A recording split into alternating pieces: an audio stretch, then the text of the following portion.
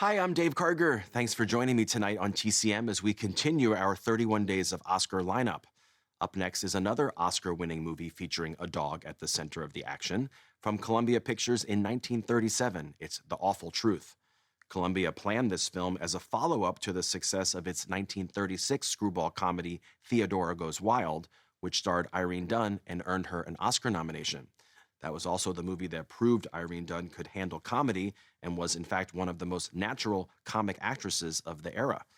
In The Awful Truth, Dunne and Cary Grant co-star as a wealthy, carefree married couple who begin to suspect one another of being unfaithful. In the heat of an argument, they decide to get a divorce, but it's a decision they quickly come to regret. One of the points of contention in the divorce agreement is who will get custody of their dog named Mr. Smith, played by a wire fox terrier named Skippy, who may look familiar to classic movie fans. Skippy also appeared with Cary Grant in Bringing Up Baby and was most famous for playing William Powell and Myrna Loy's dog Asta in The Thin Man. The Awful Truth turned out to be the kind of hit Columbia Pictures hoped for, and it earned 6 Academy Award nominations, including for Best Picture, which is rare for a comedy. Irene Dunne received another Best Actress nomination, and another member of the cast was also nominated, Ralph Bellamy, who plays his usual type as the hopeless third wheel.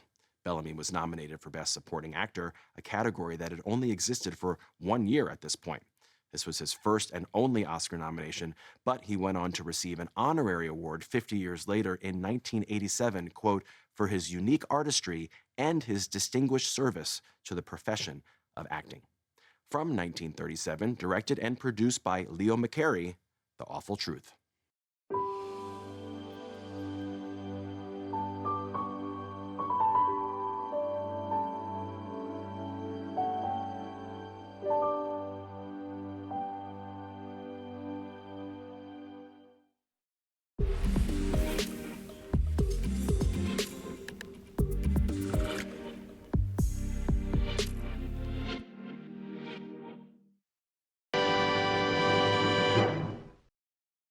The Awful Truth was nominated for 6 Academy Awards, including Best Picture, Best Actress for Irene Dunne, and a Supporting Actor nomination for Ralph Bellamy. It won 1 Oscar for Leo McCarey as Best Director.